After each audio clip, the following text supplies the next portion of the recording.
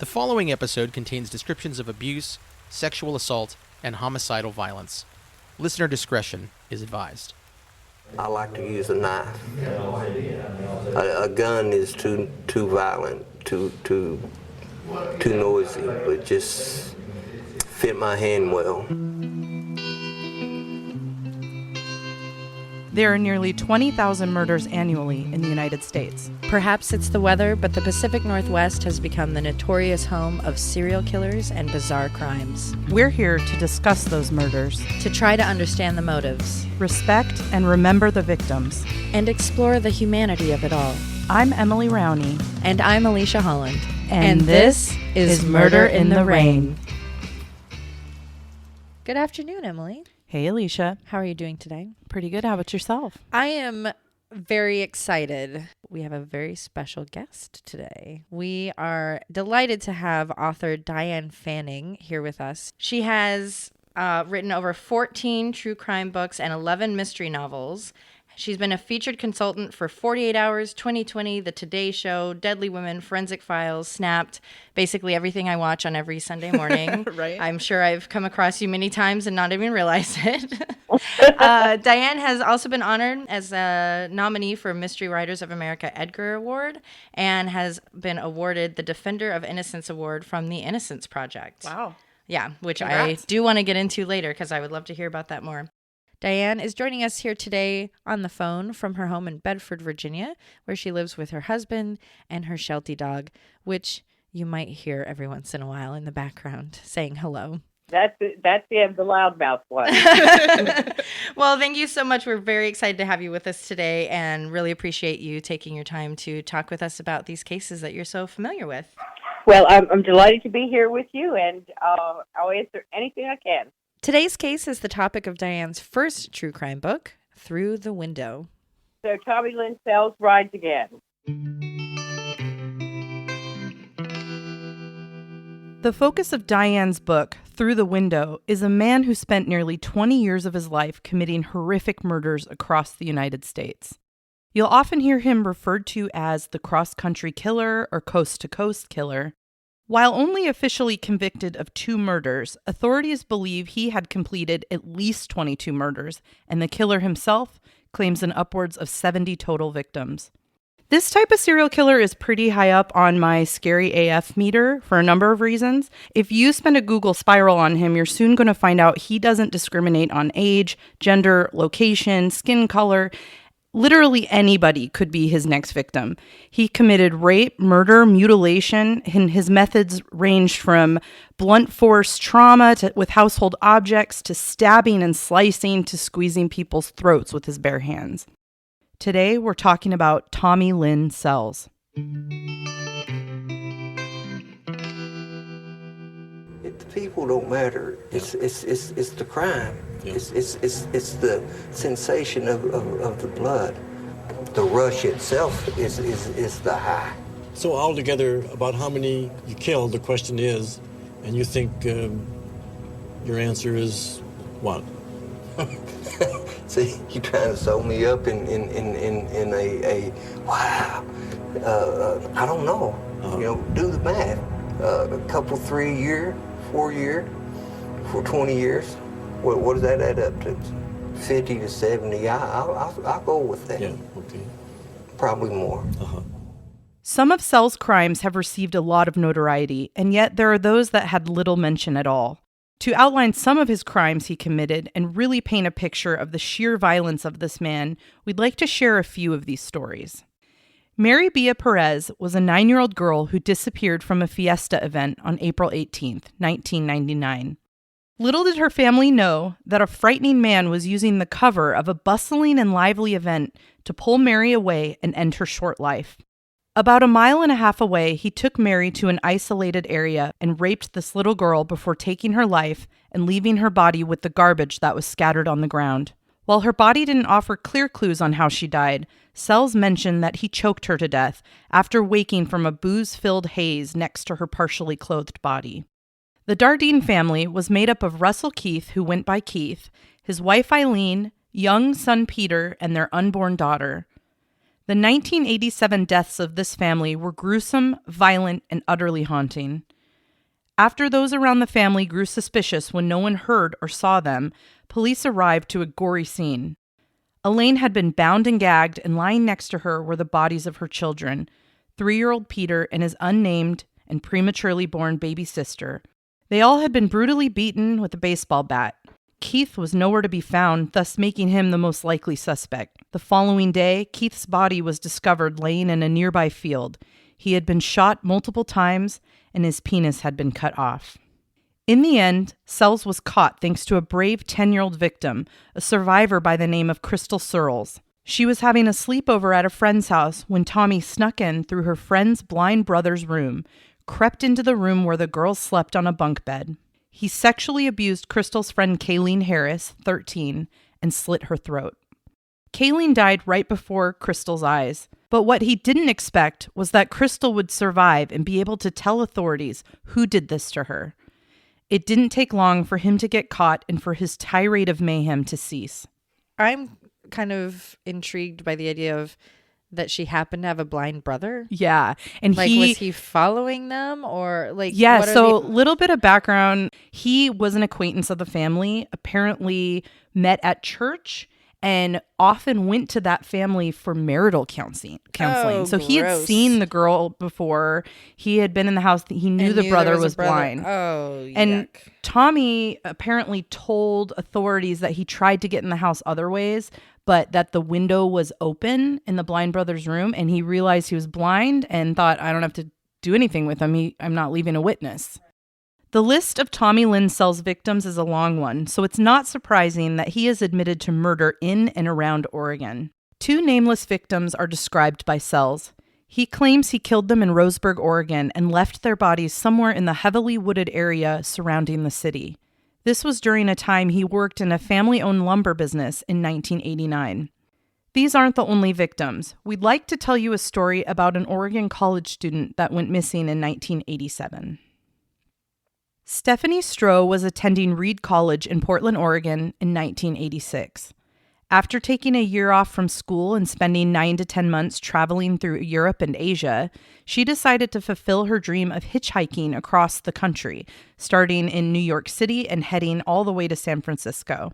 I know let's warn our listeners, don't hitchhike. Don't do it. I mean, the one positive is Stephanie kicked this trip off with a friend, but that is just dangerous.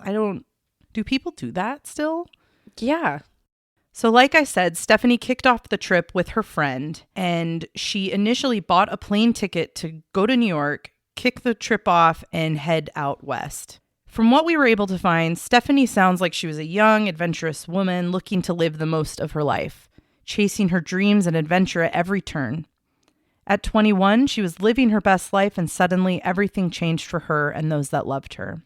Stephanie and her friend traveled as far as Salt Lake City together, but from there, Stephanie went onward on her own. During this long trek, she called home regularly and spoke to her mom, and her mom even plotted the trip along the way. So mom knew that her 21-year-old daughter was planning this, and she knew a little bit. She knew she was going across country with a friend. What she didn't know is that they were hitchhiking. I would assume she would probably try to get her to not do that. I would hope so. Yeah, I mean, I'm all about spontaneity and not having plans, but that means like I'll grab this Greyhound bus or I'll get on the train, not just, well, here I go. Hope someone picks me up and is going the right way and isn't a killer. Yeah, I think especially with how involved her mom was with her, I would assume that she didn't tell her on purpose. The last time Stephanie spoke to her parents was October 15th, 1987, when she made a phone call from the 4-Way Cafe and Truck Stop in Wells, Nevada. She had called her parents to tell them she found a ride home and would be leaving the next day.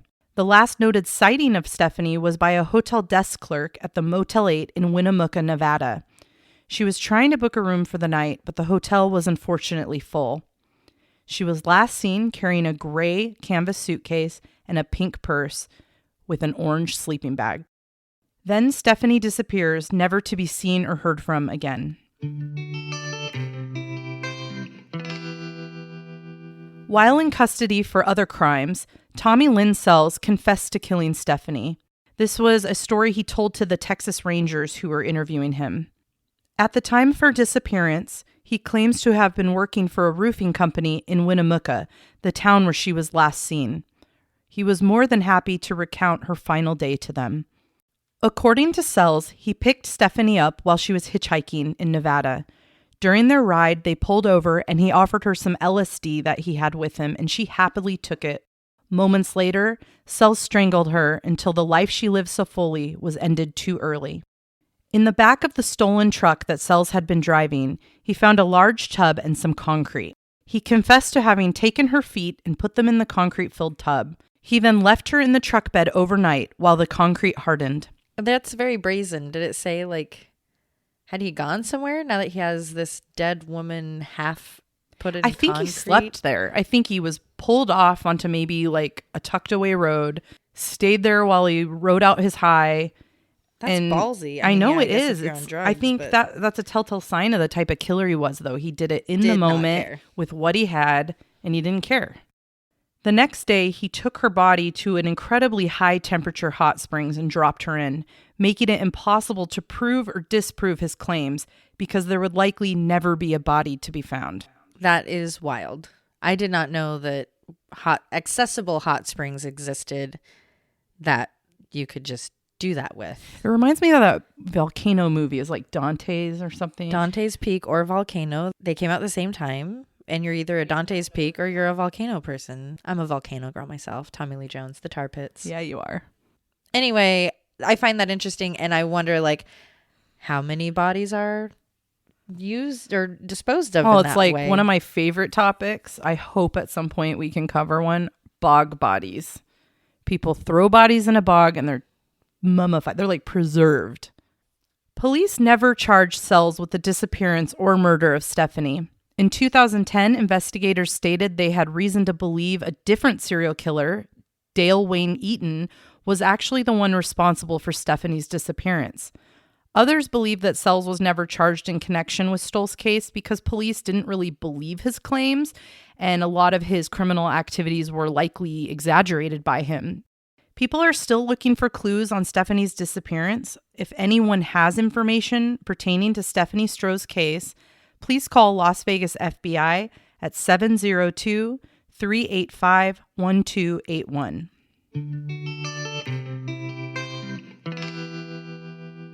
When you look at me, you know what hate is, because I don't know what love is.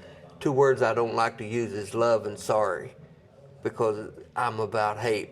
Like many killers, Tommy felt that his proclivity for terrorizing others was a product that had come from his childhood misery. At 18 months old, his twin sister Tammy died of meningitis.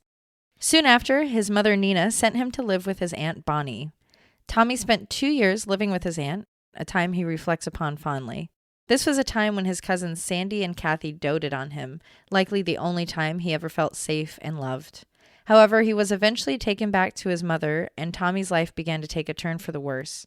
At the age of 7, he began to abuse alcohol. At the age of 8, a man entered Tommy's life who would begin molesting him on a regular basis.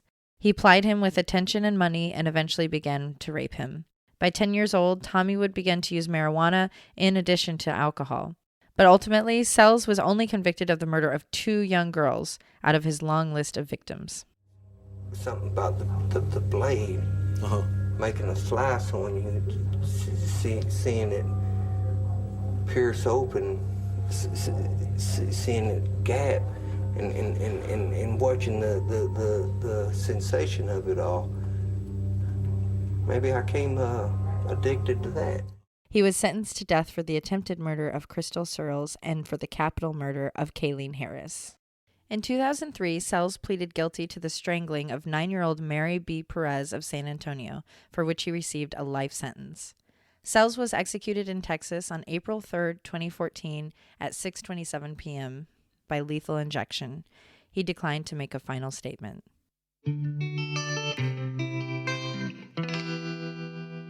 Diane, thanks again for joining us. I had the opportunity to read Through the Window, which I found pretty illuminating. Normally, I would ask someone such as yourself what drew you to the crime genre, but I admit I actually went online and stalked you a little bit. So I saw that you had a story from your childhood that you had a brush with someone that was pretty scary. Can you tell us a little bit about that? I was walking with my girlfriend through the neighborhood, going up to a little community store.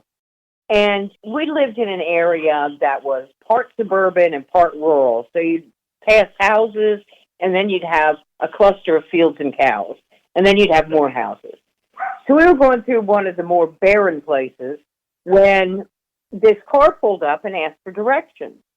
We both tried to explain to him where he needed to go, and he said, "I'm not understanding. Could you come show me on my map?" Oh my gosh. And you're how old at the time?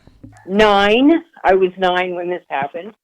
And I went up to his car, and he had opened the car door, and instead of having a map, he was exposing himself. Oh my God. Oh my God. Okay, I didn't get that many details online. Yeah. He latched on to my upper arm and started tugging on me. I was resisting as much as I could, but I was a pretty small kid, and so I couldn't have lasted long.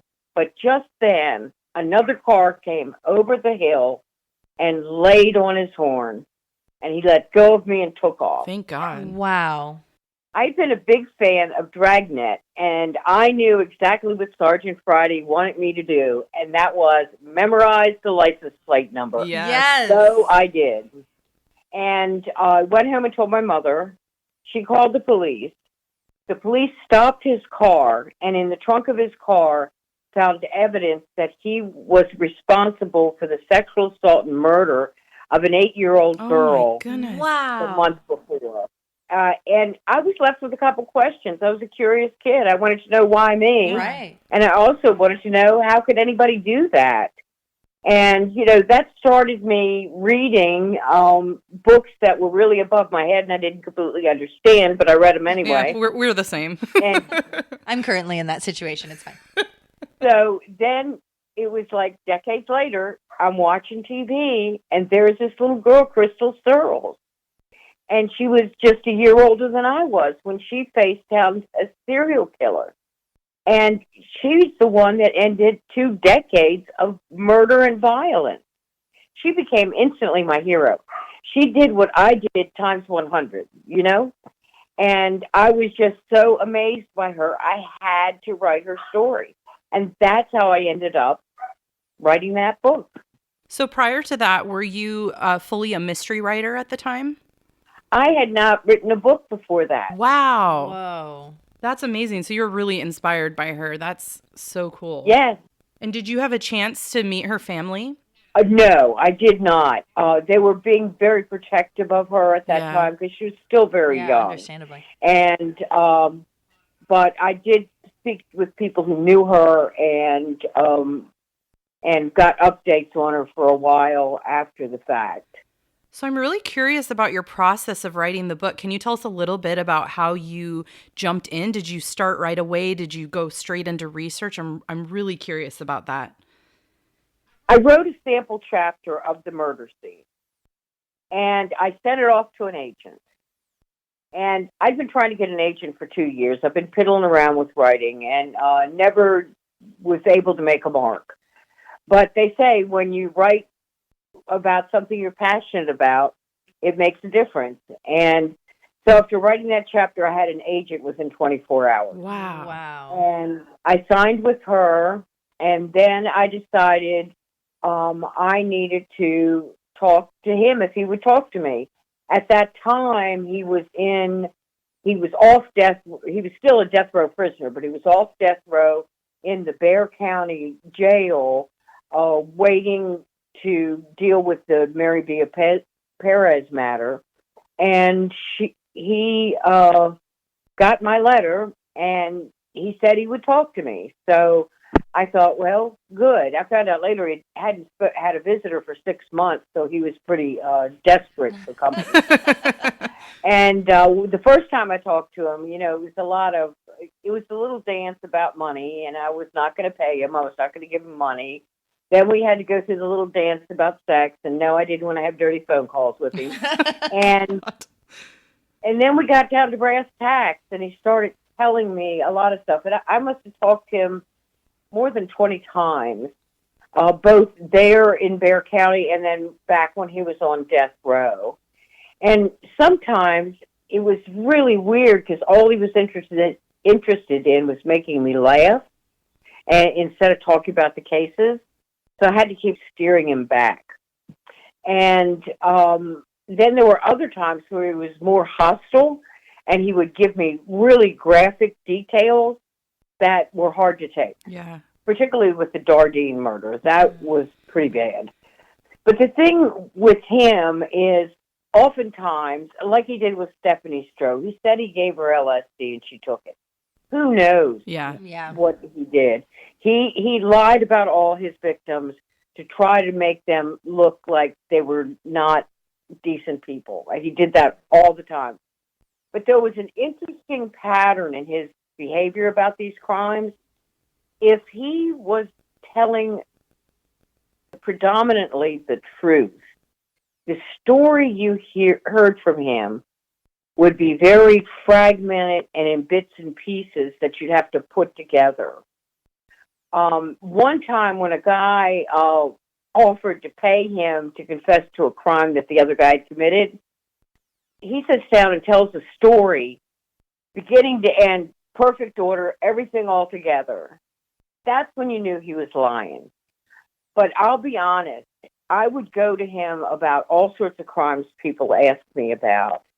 And most of them, he'd say to me, that's not mine. So he denied responsibility more often than he accepted responsibility. So I think there was a lot of honesty in what he had to say, but he always embellished it with his own victim bashing. In your opinion, walking away from your interactions with him, where do you feel he actually fell in his number of victims?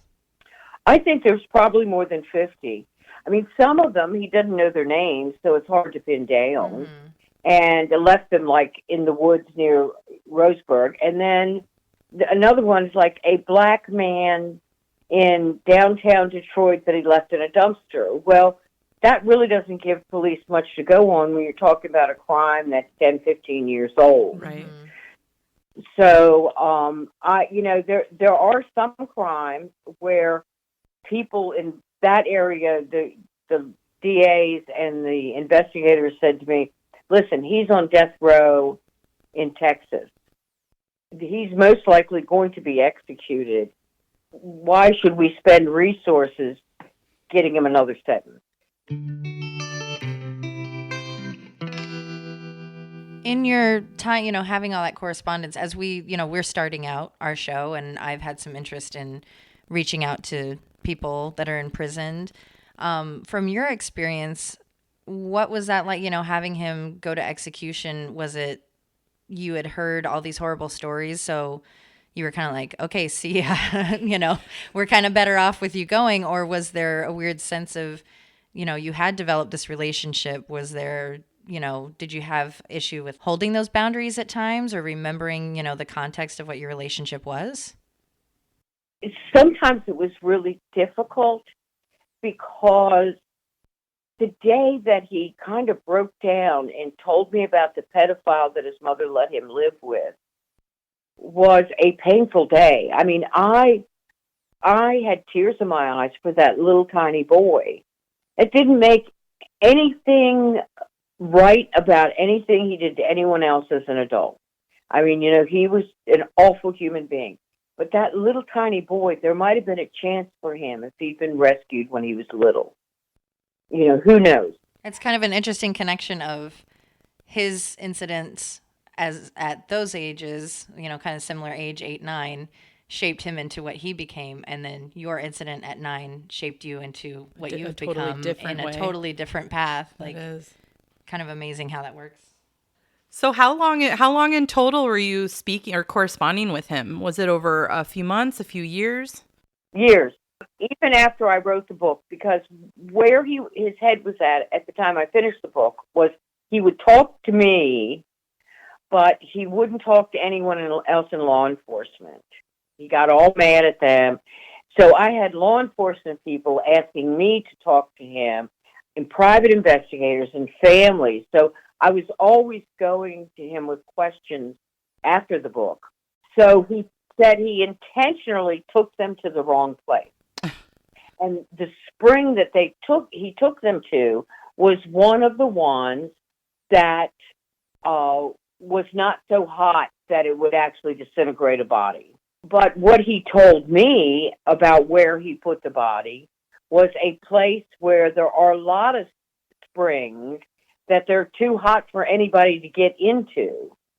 And he said that's where he left the body. And do you feel convinced by that? Like, do you believe him on that case? Pretty much. I mean, I always have skepticism about most everything he tells me until someone on the outside can confirm something about it. But I tended to believe him with that because it all made sense. Right. And I talked to a sheriff down there in that area where he said, yeah, those springs down there are lethal. You could boil alive in them. And that would be interesting that he would know that location. Like, I go to hot springs. Yes. I don't know of any hot springs where it would boil you alive. And so if he's able to say, like, I took her to this location and that is in fact what's there. That's really believable. That really kind of especially puts for that someone piece. who's lived in so many places. Mm-hmm. Like, I can't say I've known every city I've lived in really well to that point, Yeah. Right. And he didn't know places very well. I mean, that he roamed through and killed in. I mean, he just roamed through. Right. I mean, usually what put him on the road and set him going other places is that he got angry at his mother or at his spouse. And that's why he set off on the road and he found somebody to kill. And then add to that Winnemucca story, when he was in Lawrenceville, Illinois, where there was a 10-year-old boy killed, there was a woman at the bus station who sold him a ticket to Winnemucca. And that would have had him arriving in Winnemucca on the 10th anniversary of when he said he killed Stephanie. Ugh. wow. I just got Yeah. chills. And he Creepy. was something else. I mean, if anybody deserved the death penalty, he was it. But at the same time, the world was a better place without him, but it felt really, really bizarre to know I sat and talked with a person who was executed by the state.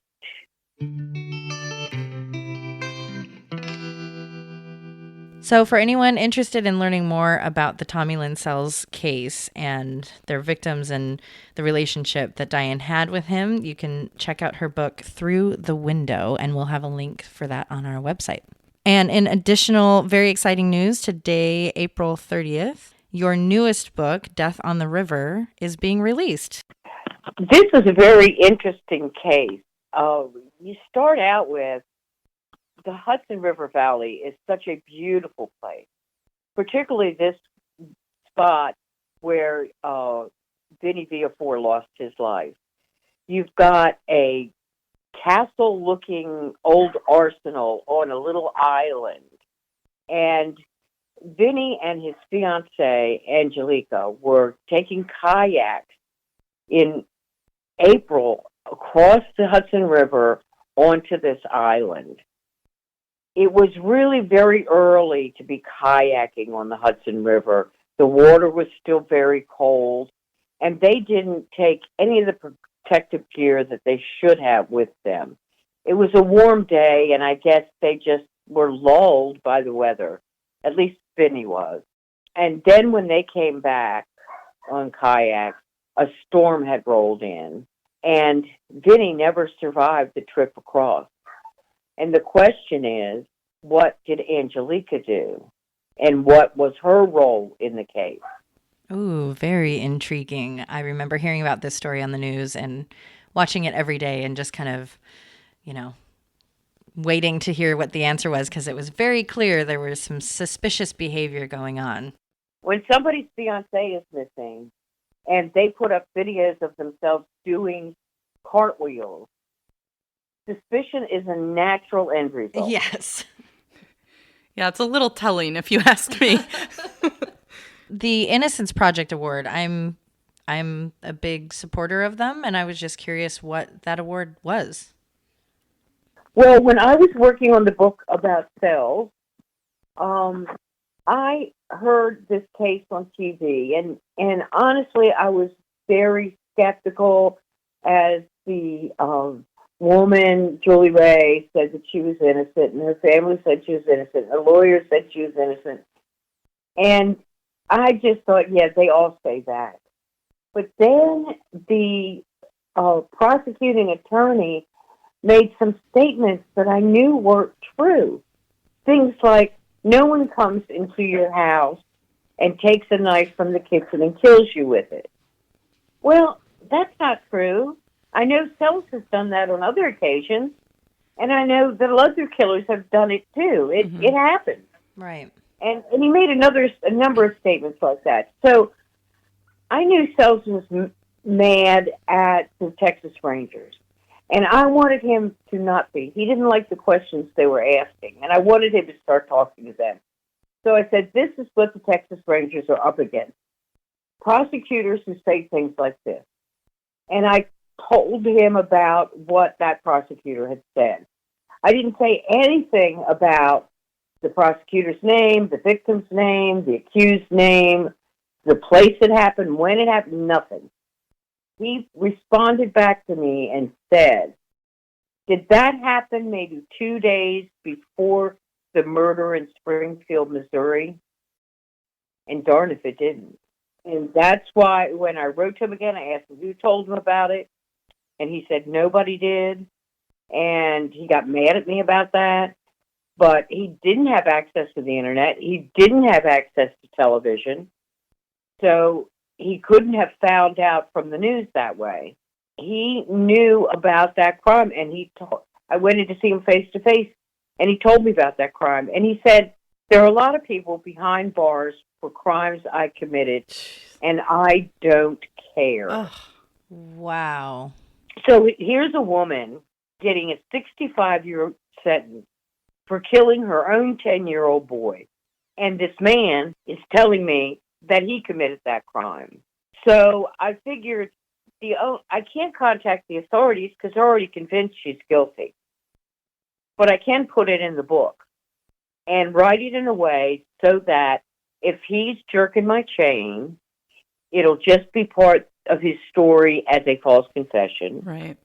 But if he's telling me the truth, maybe somebody who has more power and knows more than me can do something about it. Yeah, it gives them something to start with. Yes, so I got that out in the book, and suddenly I'm hearing from her appeals attorney, I'm hearing from the Innocence Project, and then ultimately the Center for Wrongful Conviction. Julie Ray got a new trial. She was exonerated in that trial, and she went through the process and received a certificate of innocence from the state of Illinois. So that certificate of actual innocence says that she should have never been arrested. She should have never gone to trial. This is wiped out completely. That's amazing. I mean, what a great honor for you to be able to do that for her, but what a huge burden to be given that information and not really... And to know there are more. Yeah, to know there are more, but like you used it in such a way, it's like, here's what I can do is I can write about it, and That's amazing. what a difference. That's... Yeah, I almost feel like, this might have been my whole reason, the whole reason why I started writing true crime was so that I could uncover this. All right. Well, Diane, we can't thank you enough for taking your time to speak with us today and share your vast knowledge about this case. We really look forward to reading all of your books and especially your upcoming release. I actually started reading it a couple of nights ago. It's good. Emily's the avid reader. I I'm am. like, I will I get read through everything. one in a year. And she's like, I read 3 this weekend. You're reading it at night? Yes, I am. I am like unscarable. It's really not great. My adult son could only read that book on his lunch break because he was living alone at the time. Oh Yep. my gosh. And it's written by his mom. And you're like, come on. You can do it. Come on. I do have a question as we go. What, on a personal note, what kind of things do you enjoy as far as true crime or horror or anything like that? Books, movies, TV, or She's what like, kind oh, of I don't. What- yeah. Romance What novels. what kind of shaped you going down, besides your personal experience? I grew up watching Twilight Zone and Alfred Hitchcock Hour and his movies and all of that stuff. Where do you kind of find either inspiration or pleasure in what you watch or are entertained by? Well, I do watch, Forensic Files was a big favorite of mine. It's a good one. And then City Confidential, I swear that was a magnificent show. But now, it's like, I do so many of the shows, like Thursday, I just recorded 7 episodes for Deadly Women for next week. Yes, I was watching that this morning. Yeah. So I've been doing Deadly Women since their 2nd season, and now I'm recording the 13th season. It's amazing. Didn't know there were that many tacky women. Yeah, right? You're like, how many deadly women can there be? That's what we were saying when we're starting with like Pacific, because we're focused on Pacific Northwest crimes. And we're like, oh gosh, we're going to run out. And we literally haven't left like our neighborhoods yet. And we're like halfway through our first season. Like, I think we'll be okay. Yes. That's fantastic. And, one thing, I also write fiction.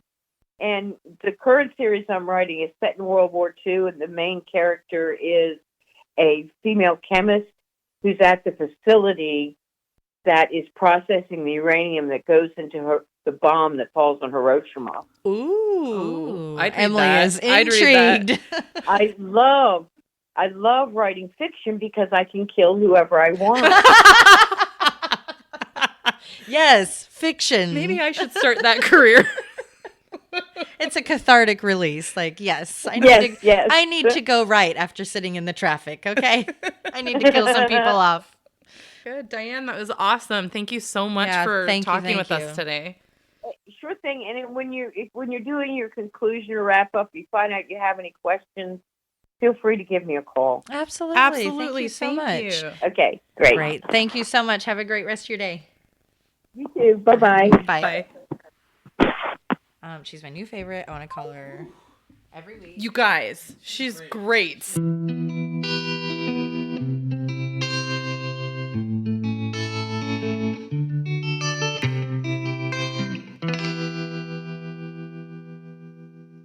After those around the family grew suspicious when no one heard or saw from oh my Jesus. It's so glamorous. Operator.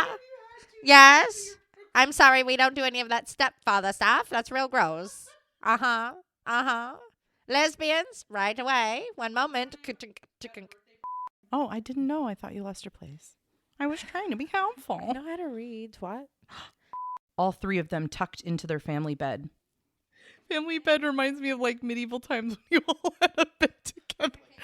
I like period pieces. I'm super into that. And it's time travel, crime and murder, and fancy gowns of yonder years. I'd rather die.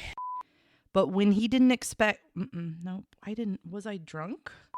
The spread eagle. I didn't do it. I didn't do it. To blame. If you'd have seen it. You had been there. You would have done the same. Pot, 6, squeeze. Cicero. Lip shits. I did the haunted tour.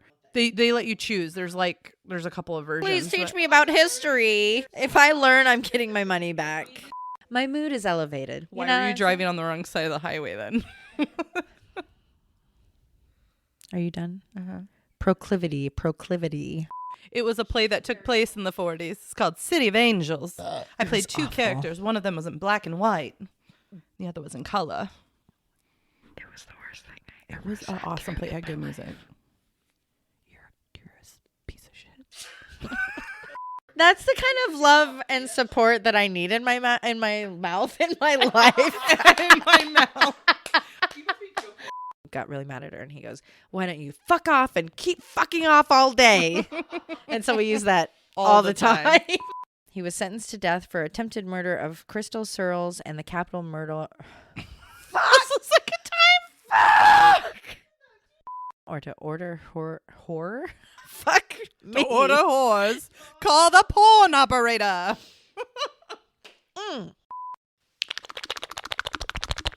You're the sickest person. I can do it with my eyelids too. I'm not gonna. Okay. Let's see if you can hear it.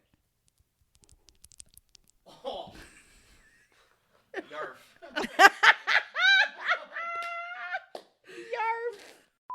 I had been a big fan of Dragnet. I had been a big fan of Dragnet. I had been a big fan of Dragnet. I can't say Dragnet. but then you did. Oh, that was good. Yeah, I do a really good chicken. Hey, don't be angry about I it. do a good chicken. I do a good compliment. I do a good goat, and I do a good whale.